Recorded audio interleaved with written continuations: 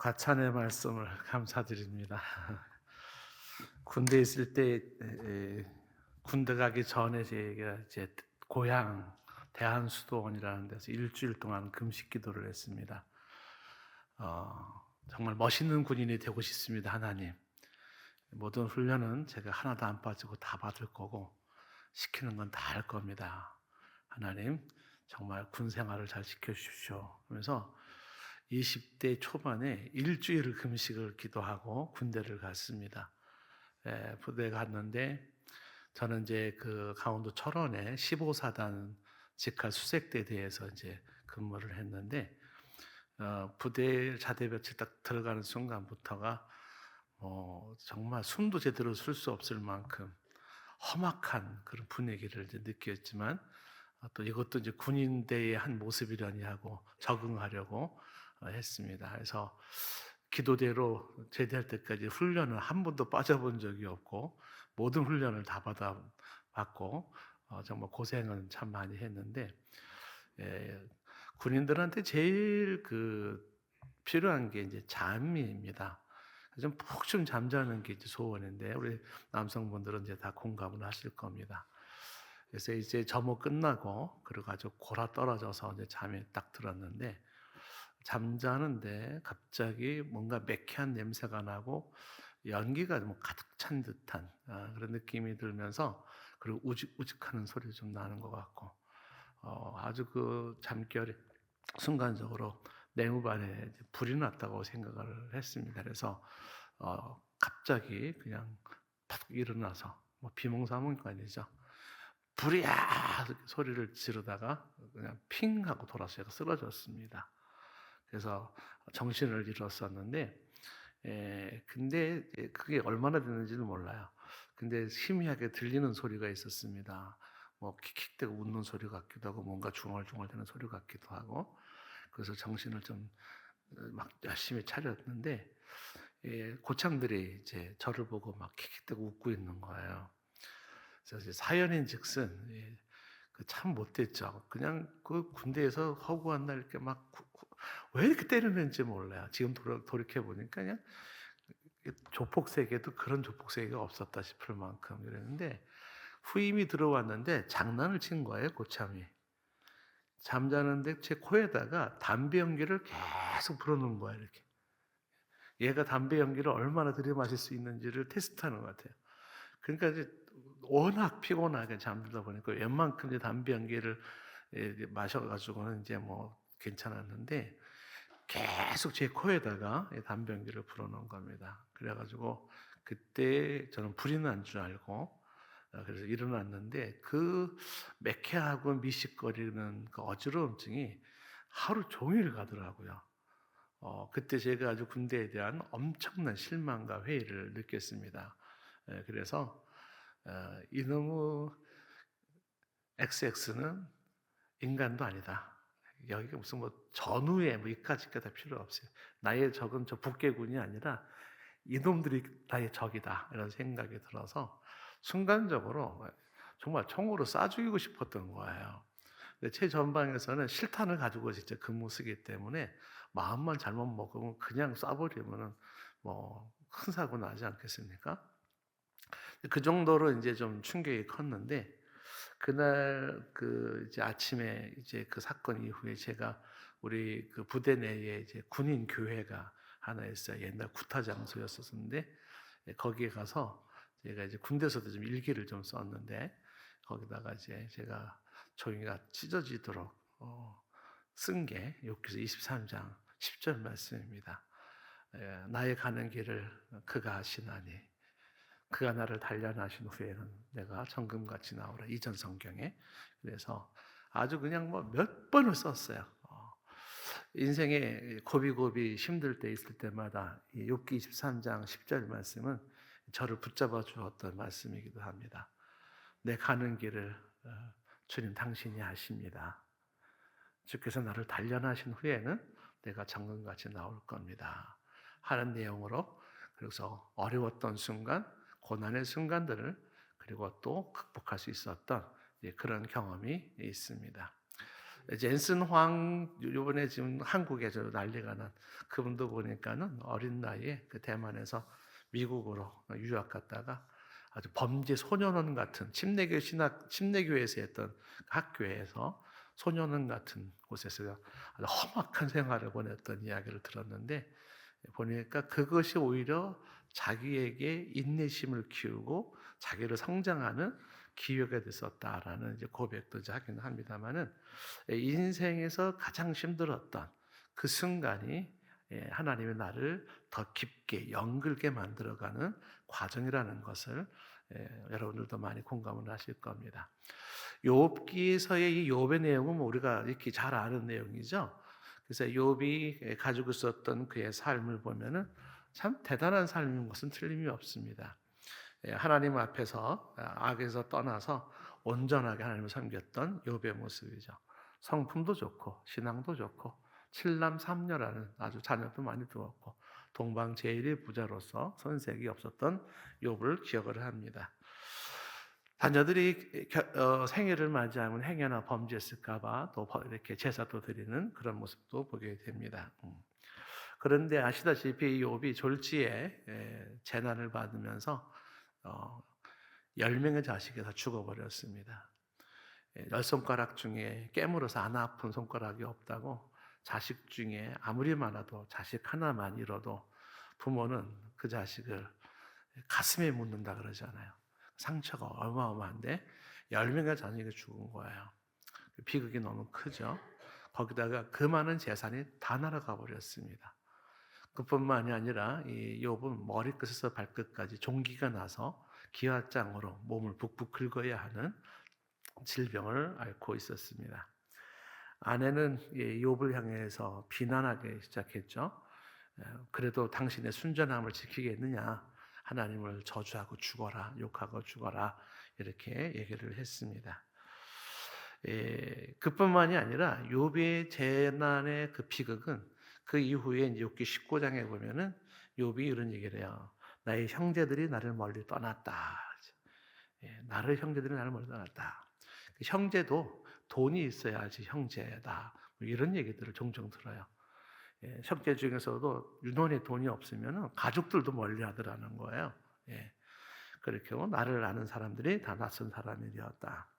친척도 나를 버렸다. 이렇게 얘기를 하고 있고 친지도 나를 잊었다. 여종들이 낯선 사람으로 여겨지고 내가 종을 불렀는데도 종들은 대답하지 아니하고 아내는 내 숨결을 싫어했다. 아내가 숨 쉬는 거 싫어했다는 거예요. 뭐 우스운 얘기도 많이 하잖아요. 어느 남편이 일어났는데 한 대 맞았대 아내한테 숨 쉬고 있다고. 그러니까 하여튼 이 아내가 남편이 숨 쉬는 게 싫어할 정도가 된 대로 참 살기가 얼마나 힘들까 하는 생각도 들어집니다.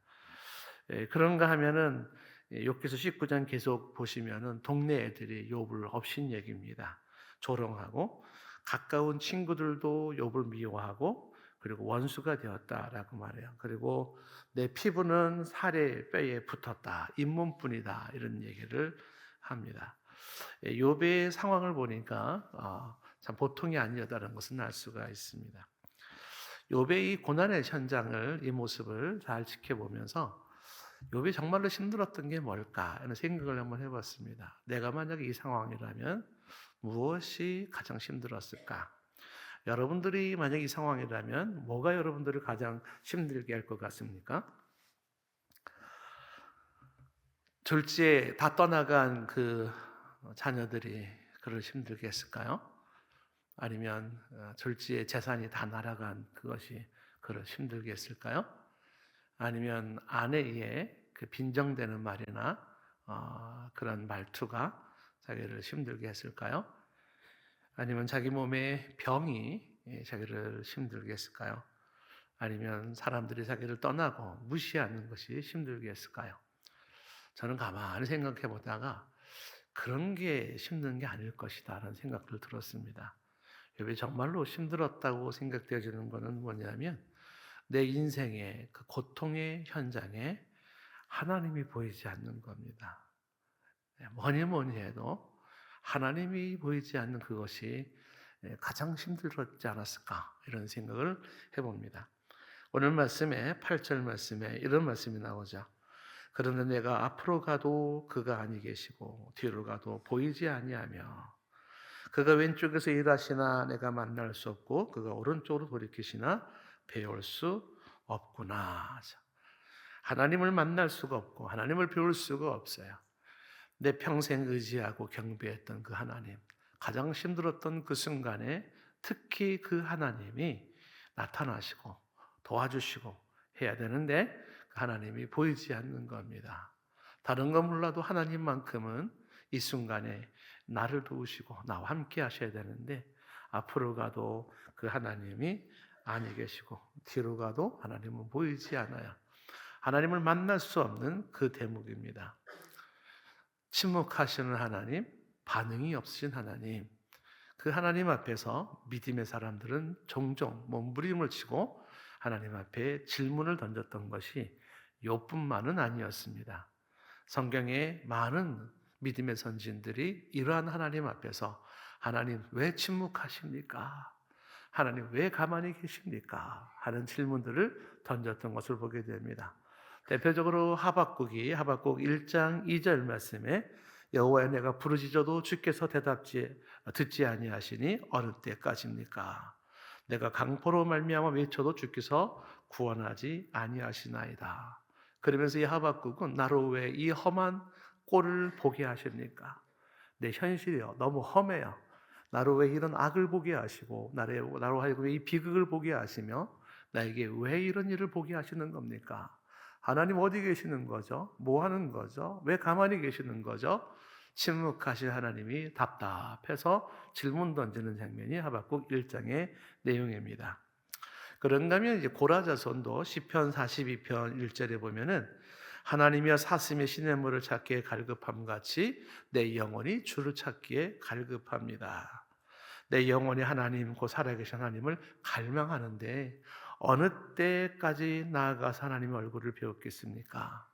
사람들이 종일 나더러 하는 말이 내 하나님이 어디 있냐 하오니 내 눈물이 주야로 내 음식이 되옵나이다. 사람들이 말을 하기를 너 예수쟁이잖아. 너 뭐 새벽 예배도 나가고 뭐 예수 타령하고 하나님 타령하잖아. 근데 지금 이때 네 하나님 어디 있는데 뭐 하는데 라고 하는 그 이야기 앞에 눈물이 주야로 음식이 됩니다. 하나님 왜 이렇게 내버려 두시는 겁니까? 하는 질문을 하게 됩니다. 이런 흡사한 이야기는 예레미야에서도 볼 수가 있게 됩니다. 욥의 상황 속에서 그를 가장 힘들게 했던 것을 굳이 찾는다면 고난의 현장에서 하나님이 보이지 않는다는 것, 그것이 가장 힘들었지 않았을까 생각을 갖습니다. 그런데 욥의 위대함은 그 다음에 나와 있는 거죠. 욥의 반전입니다. 오늘 말씀해 보시면 23장 그 다음에 10절 말씀이 이렇게 이어집니다. 그러나 보이지 않는 하나님, 만날 수 없는 하나님, 침묵하신 하나님, 이해할 수 없는 하나님. 그러나 내 현실은 너무 고통스럽고 내 하나님은 도무지 이해할 수 없지만 그러나라고 얘기를 합니다. 그러면서 하는 말이 뭐라고 고백합니까? 23장 10절을 다 같이 한번 읽어볼까요? 시작.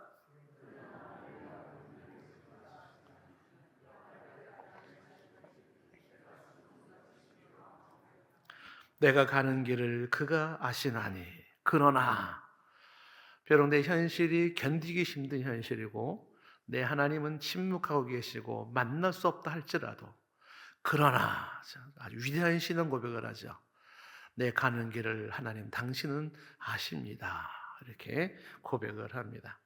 여기 알다라는 표현이 어제 얘기했던 그 야다라는 표현을 쓰고 있습니다. 하나님 내 가는 길을 당신이 아십니다. 내가 가는 이 인생길을 하나님 당신이 아십니다. 내가 서 있는 이 자리를 주여 당신이 아십니다. 내가 처한 이 상황을 주여 당신이 아십니다. 말로 할 수 없는 힘든 이 순간을 주님 당신은 아십니다. 이렇게 욥이 고백을 하는 겁니다. 나의 가는 길을 당신이 아십니다. 성경의 다윗을 우리가 잘 기억을 합니다. 다윗도 보면 이 삶이 참 험난했어요. 하나님께서 함께 하시고 하나님의 마음에 합한 사람이라고 칭찬은 하셨지만은 다윗의 인생을 보면은 하나님이 이 다윗에게 얼마나 참 고통스러운 인생을 살게 하셨는지를 보게 됩니다.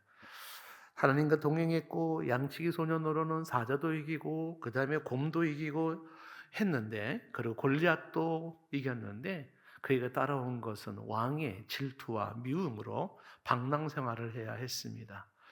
믿음으로 살았고 놀라운 일을 했음에도 불구하고 그는 고향과 부모님과 살 수도 없는 산속에서 이래저래 헤매는 방랑 생활을 하게 됩니다. 이 다윗의 초라했던 모습은 목숨을 지키기 위해서 그는 블레셋 진영에, 자기가 쳐보셨던 그 골리앗이 살았던 그 블레셋 지방에 들어가서 거기 적진에 들어가서 구차하게 살겠다고 미친 척하면서 입에 침을 질질 흘리면서 지냈었던 것이 다윗의 모습입니다. 아들에게 아내를 빼앗기고 조롱당하고 왕궁에서 쫓겨나면서 또 갈 바를 알지 못하며 떠나 했었던 다윗의 인생입니다. 그 못된 아들이 뭐라고, 아들이 죽으니까 내 아들 압살롬아, 내 아들 압살롬아 하면서 펑펑 울던 것이 다윗의 모습입니다. 고난의 연속이고 눈물의 연속이었던 다윗의 인생. 그런데 그 다윗이 글을 씁니다. 시편 139편 1절에 그는 이렇게 고백을 해요. 여호와여, 주께서 나를 살펴보셨으므로 나를 아시나이다. 야다라는 표현도 쓰죠.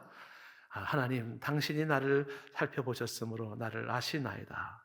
주께서 내가 앉고 일어섬을 아시고 야다하시고 멀리서도 나의 생각을 밝히 아시오며 나의 모든 길과 내가 눕는 것을 살펴보셨으므로 나의 모든 행위를 익히 아시오니 여호와의 내 혀의 말을 알지 못하시는 것이 하나도 없습니다 라고 고백을 합니다.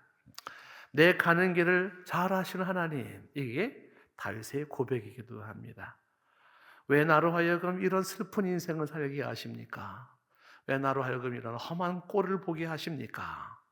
그런 말을 수도 없이 하고 싶고, 하나님 뭐 하고 계시는 거죠? 왜 나를 이렇게 내버려 두시는 것이죠? 라고 할 수 있는 말이 수도 없지만, 그러나 욥처럼 다윗도 얘기를 합니다. 당신이 아십니다. 하나님 당신이 아십니다. 내 가는 길을 당신이 아십니다. 라고 이야기를 합니다. 유사한 표현들은 요셉이 그 형들을 애굽에서 만났을 때도 마찬가지입니다. 형들이 나를 팔았다고 근심하지 마십시오. 하나님이 나를 먼저 민족과 가족을 구원하기 위해서 나를 이곳에 보내셨습니다. 라는 이야기를 합니다. 자기의 인생길을 하나님이 아시고 하나님이 인도하셨다고 고백하는 것이 욥입니다. 그래서 악을 선으로 갚게 하시고, 그리고 고통을 복으로 바꾸게 하시고, 슬픔을 영광으로 바꾸게 하시는 하나님을 고백하는 겁니다. 비록 여러분들의 인생이, 혹은 나의 인생이 배신당한 다윗과 같고, 혹은 팔려간 요셉과 같고, 혹은 초라한 욥과 같을지라도, 이런 인생이 억울하고, 이런 인생이 분하고, 이런 인생이 견딜 수 없다 할지라도 분명한 사실은 하나님은 나의 가는 길을 아십니다. 지금도 내 인생길을 인도하시고 계십니다. 하나님의 선하신 인도하심이, 지금까지 여러분의 인생을 인도하심이 지금도 앞으로도 있을 줄로 믿습니다.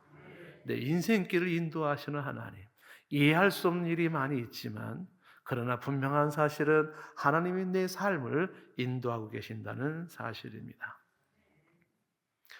내 인생 여정 끝내어 강 건너 언덕 이를 때 하늘문 향해 말하리 예수 인도하셨네. 매일 발걸음마다 예수 인도하시네.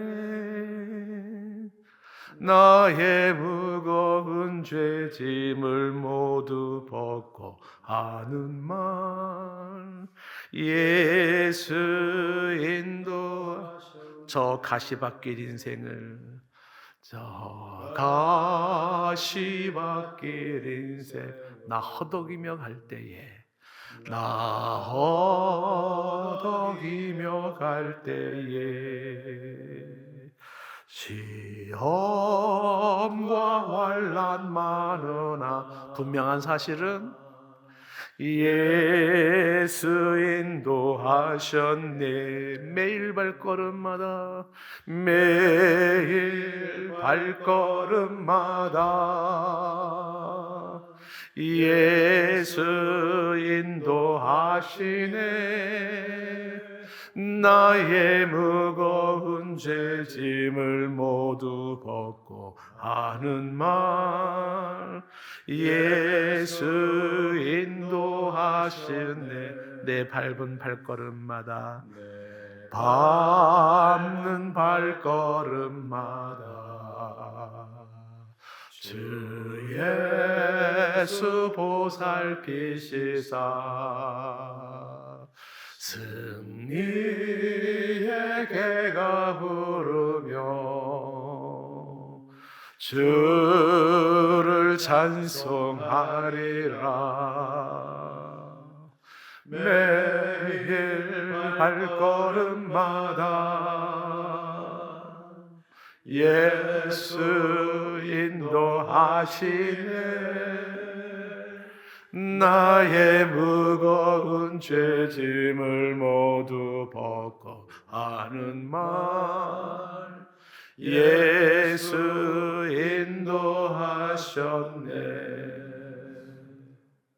우리가 인생 끝나고 내 사모하는 예수님 품에 안길 때 우리는 이렇게 고백할 겁니다.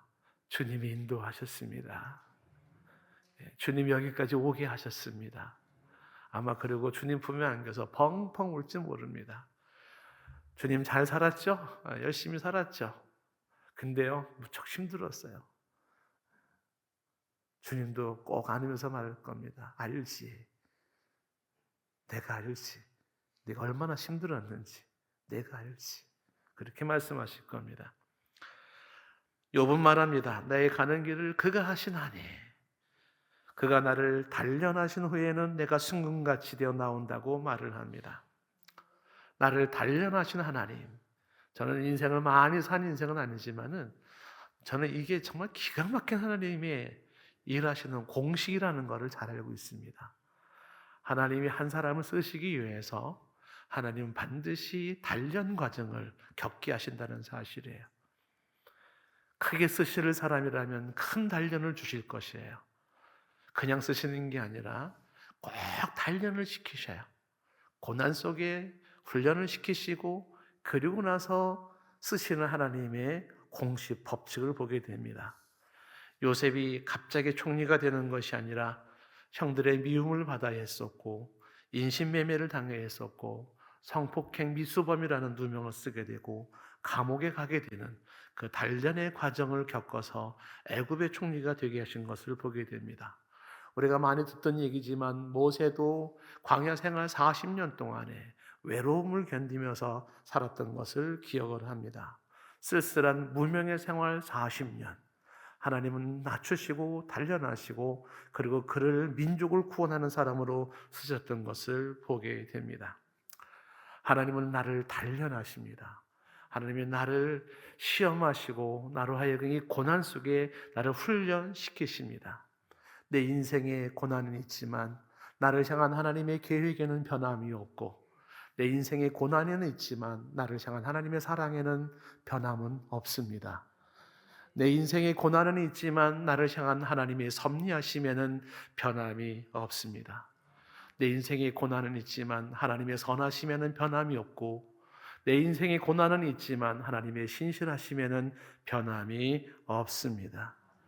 나는 진흙 같은 존재, 하나님이 나를 어루만지시면서 당신의 작품을 만들어 가시는 중인 줄로 믿습니다.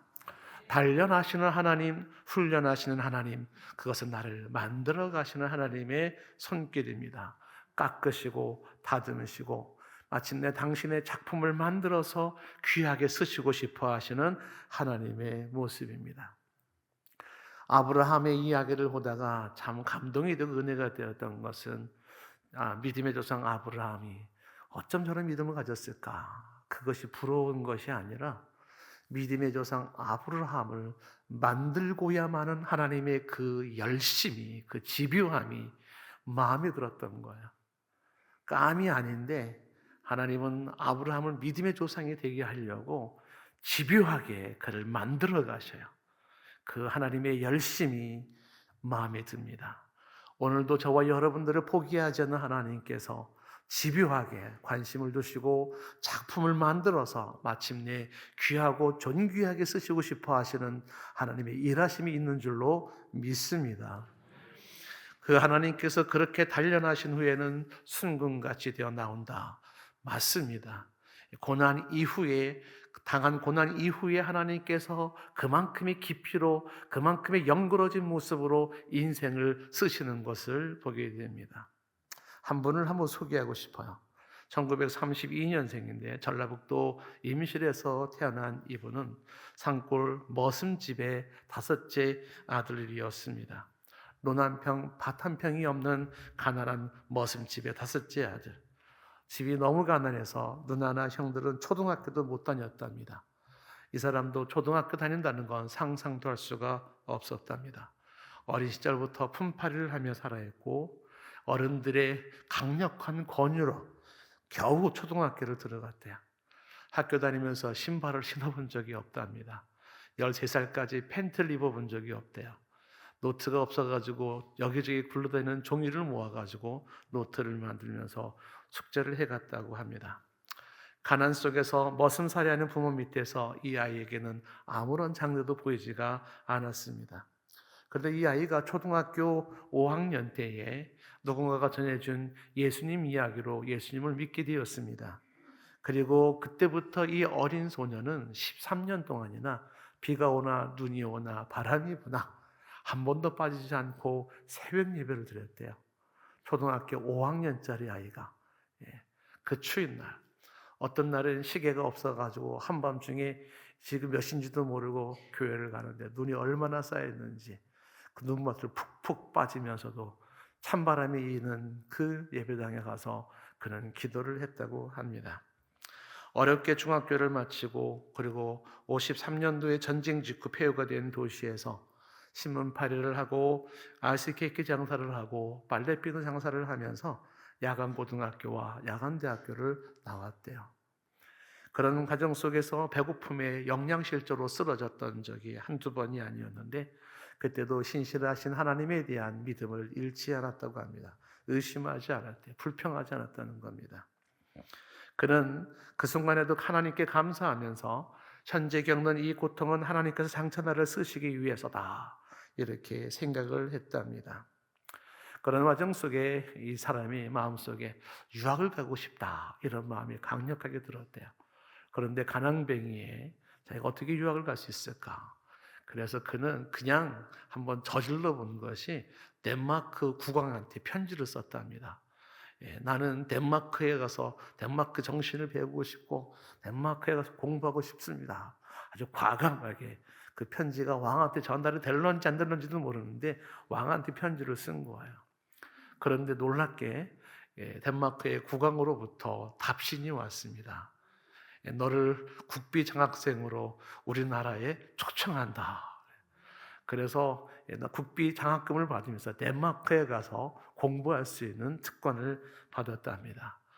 그게 하나의 또 배짱이 되어져서 이분은 이게 하나님이 하시는 일이라고 생각을 하는 거죠. 덴마크에서 공부하고 이스라엘 총리에게 편지를 썼답니다. 갈장 같지도 모르지만 나는 당신의 나라를 배우고 싶고 당신의 이스라엘 정신을 배우고 싶은데 나는 돈이 없고 공부할 수 있는 기회를 주시면 좋겠습니다 하고 편지를 썼는데 이번에도 이스라엘 정부가 연락을 해준 겁니다. 당신을 국비 장학생으로 받아들이겠습니다. 두드리는 자에게 길을 열리는 거죠. 뜻이 있는 곳에 길이 있는 겁니다. 그래서 이스라엘에서 그는 공부를 하고 이스라엘에서도 그 좋다는 시브리 대학에서 공부를 합니다. 그리고 거기서 박사학위를 받고 그리고 이스라엘 시브리 대학에서 그는 사회학 교수로 교수 생활을 하게 됩니다. 그러다가 그가 박정희 대통령의 콜이 있어서 한국에 내려와서 이스라엘이 가지고 있던 키부츠 생활, 공동체 생활했던 그것을 박정희 대통령이 건의하고 대한민국의 새마을 운동을 뿌리를 내리게 했다고 합니다. 한국의 경제 발전을 위해서 지대한 영향을 주었던 이분은 전 건국대학교 교수였던 유태영 교수입니다. 하나님께서 그의 인생길을 아시고 비록 어려웠던 순간을 지내왔지만 하나님은 그에게 그런 놀라운 영광을 주신 거예요. 내 가는 길을 그가 아시나니 그가 나를 단련하신 후에는 정금같이 나오리라. 저는 유태영 교수 같은 인생은 아니지만 제가 인생을 살면서 좀 비슷한 경험을 하기도 했습니다. 제 인생 속에 제가 이 서두에도 말했지만 23장 10절 말씀은 제가 좋아하는 구절 중에 하나고 제 인생을 붙잡아주는 그때그때마다 그 말씀 중에 하나였는데 아시는 분은 아시겠지만은 저도 유사한 경험이 뭐 한두 끝도 없어요. 제가 이제 그 군대를 제대하고 나서 그리고 제일 부러웠던 사람이 교회를 개척한 사람이었습니다. 그래서 하나님 어떻게 개척을 다 할 수 있을까? 이게 늘 부러움이었었고 결혼하기 전에는 결혼한 사람이 그렇게 부러웠어요. 야, 어떻게 결혼을 할 수 있을까? 내 평생 결혼도 못할 거라고 저는 생각을 하고 어떻게 결혼을 하지? 그런 게 늘 로망이었는데 근데 이제 개척에 대한 그런 로망이 있었는데 제가 이제 마음 결단을 하고 우리 집사람이랑 전세 집에서 개척을 시작을 했습니다. 방황하는 청년들을 몇 명을 불러 모아가지고 성경 공부를 하면서 개척을 시작을 했습니다. 흔히 말하는 맨 땅에 헤딩하기에 개척을 한 거야.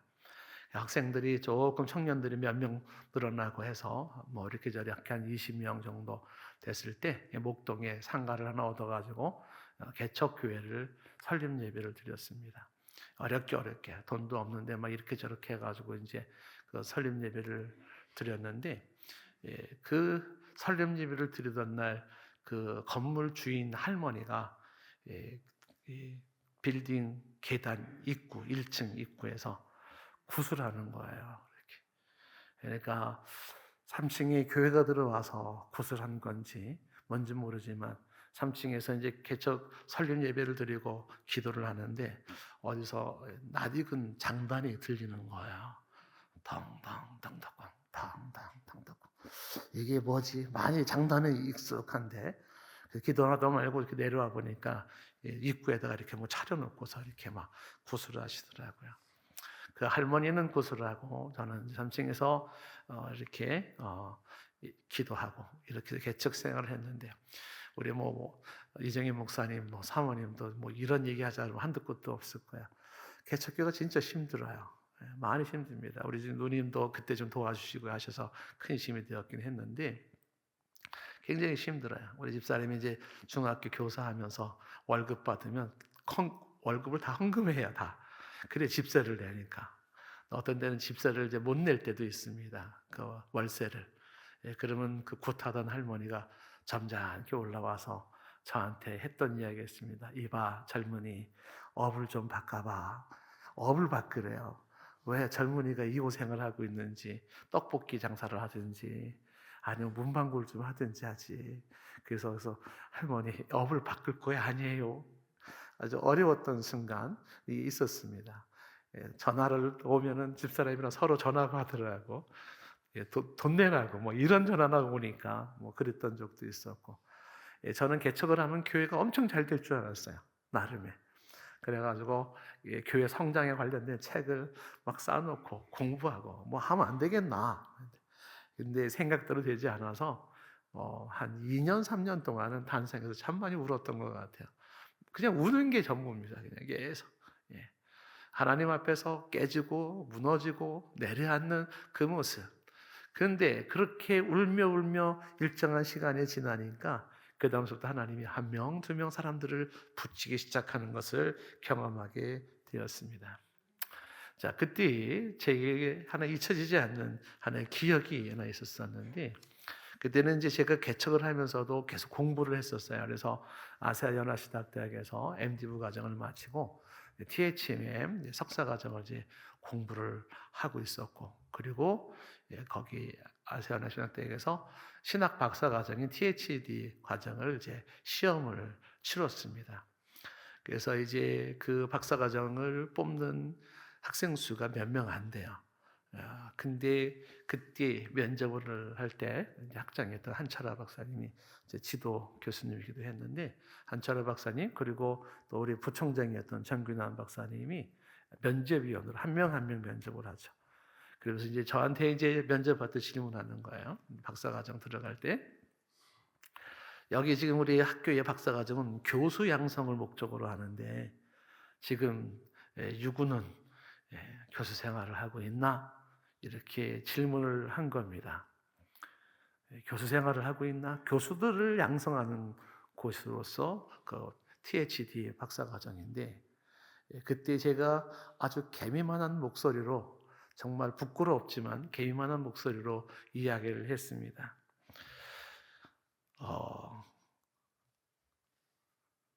조그만 신학교에서 강의는 하고 있습니다.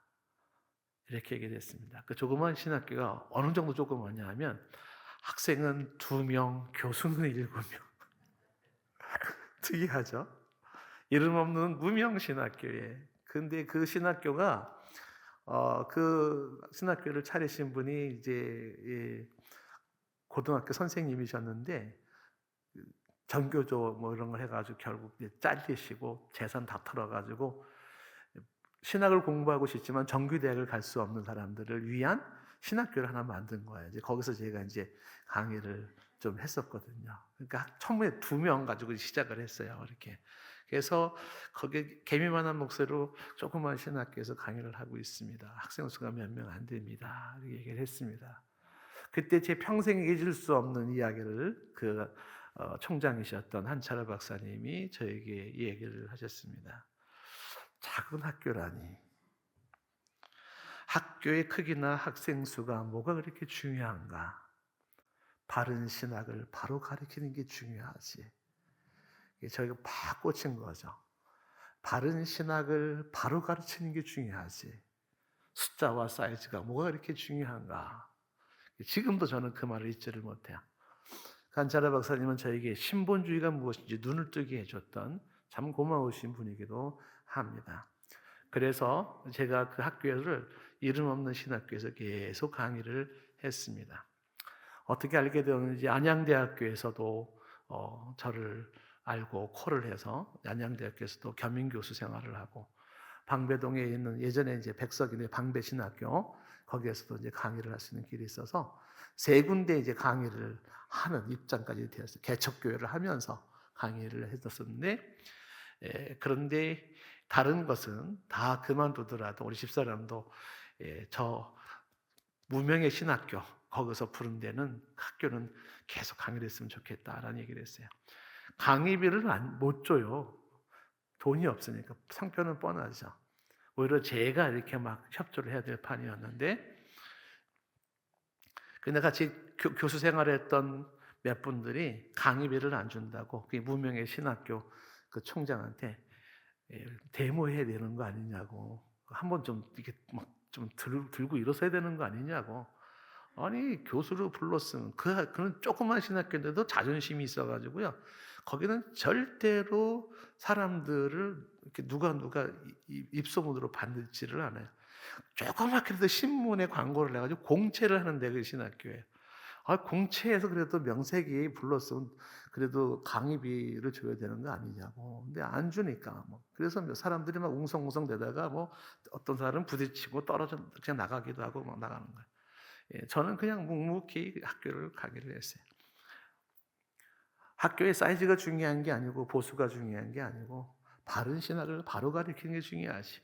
그래서 그냥 무명의 그 신학교에서 성실하게 강의를 했습니다. 그러면서 이제 10년의 세월이 지났어요.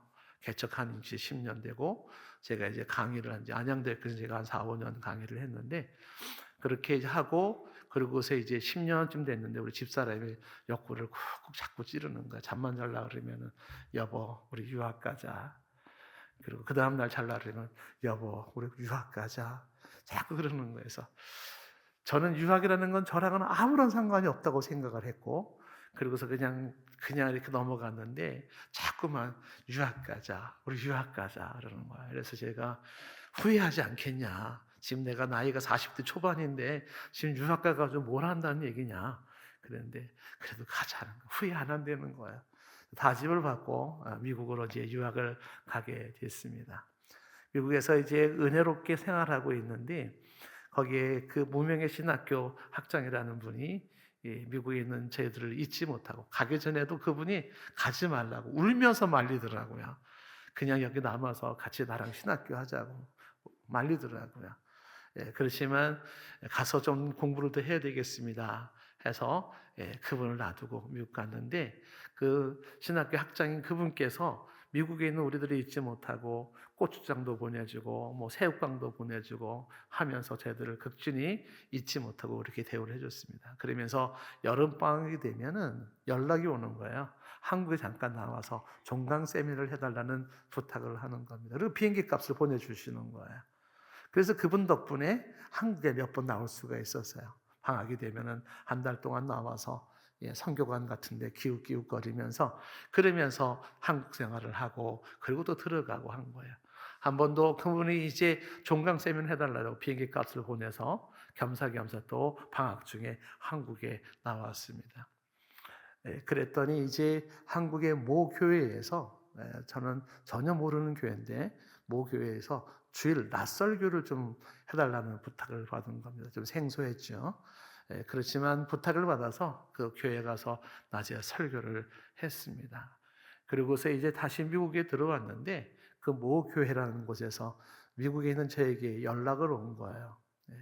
당신은 우리 교회에 후임 목사로 좀 청빙을 하려고 하는데 허락해 주시면 좋겠습니다. 라는 메일이 온 거야. 그러면서 그 우편물에다가 공동회의의 동의, 당회의 동의, 그리고 당신이 허락만 해주신다면, 목사님 허락만 해주신다면 교회가 이렇게 대우를 할 것이고 이렇게 할 것입니다. 하는 걸 쫙 이렇게 문서를 해가지고서 미국으로 온 겁니다. 우리 목사님 이제 은퇴를 하셔야 되는데 후임 목사로 와주십시오. 이렇게 연락이 온 겁니다. 그래서 제가 그때 시카고에서도 이미 이렇게 좀 큰 교회에서도 콜이 있었어요. 그렇지만 거기는 순복음 교회였기 때문에 이제 마음을 듣지는 않았었지만은 그런데 그때는 저는 논문을 아직 완성을 안 된 상태이기 때문에 거절을 했습니다. 못 갑니다. 저는 지금 공부 중이고 지금 아직 공부를 못 마쳤습니다. 연락이 다시 왔습니다. 얼마나 걸리겠습니까? 최소한 1년 이상은 걸릴 것 같습니다. 논문을 써도 이게 언제 끝날지 모르는 거니까. 그러니까 교회가 기다려주겠다는 거예요. 논문 쓸 때까지. 그러면서 뜻하지 않게 1년 이상을 기다려주면서 매달 그때 당시에 100만 원씩을 저한테 후원을 하는 거예요. 이 교회가. 이제 빚을 지게 만드는 거죠.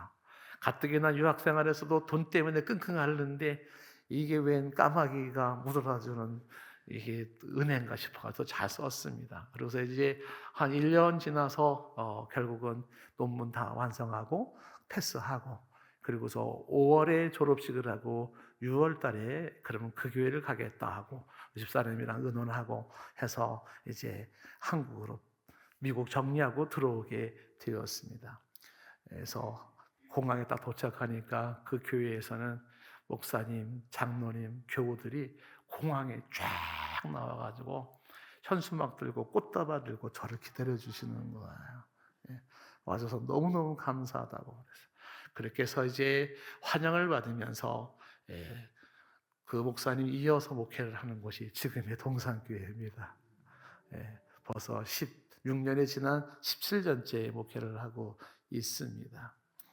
하나님께서 저에게 주시는 메시지는 똑같아요. 너의 가는 길을 내가 안다. 내가 너를 단련한 후에, 낮춘 후에 나는 너를 장군같이 순금같이 쓰기를 원한다. 지금도 완성품은 아니지만 지금도 하나님은 저를 향한 이 메시지는 변함이 없습니다. 내가 좀 더 다져진다면, 좀 더 겸손해진다면, 그렇다면 나는 너를 귀하게 쓰기를 원한다 하는 이야기입니다. 하나님이 나를 낮추시는 것은 높이시기 위함이었고, 하나님이 나에게 병을 주신 것은 더 건강하게 하기 위함이었습니다. 하나님이 나에게 실패를 경험하게 한 것은 진정한 성공을 맛보게 하기 위함이었고, 하나님이 나를 울게 하신 것은 진정한 웃음을 알게 하기 위함입니다. 나의 위기는 하나님 앞에 기회입니다. 내 인생길을 아시는 하나님, 삶의 고난은 있지만 결국 하나님은 나를 작품을 만드는 중이었고 나를 순금처럼 쓰시려는 의도가 있는 줄로 믿습니다. 여러분의 가는 길을 하나님은 아시나니 그가 여러분을 단련하신 후에는 정금같이 나올 겁니다. 찬양 드릴까요? 내일 일은 난 몰라요. 하루하루 살아요.